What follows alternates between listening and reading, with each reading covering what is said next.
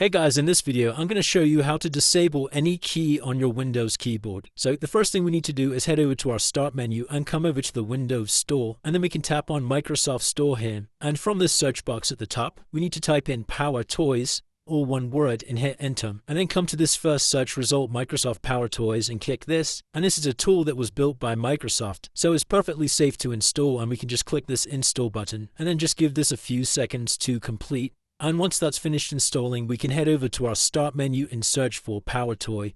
And we're just going to launch up the application. And once the software is running, you'll see something similar to this. And we just need to come down to the left here to Keyboard Manager. And then we're going to enable Keyboard Manager by toggling this to on. Then come down to Remap a Key. And we're going to select this Add Key Remapping button. And then come over to this button where it says Select. And then we just need to type in the key that we want disabling. So for this example, I'm going to disable the P key. And then we can hit OK. And we're going to come over to this drop down list here.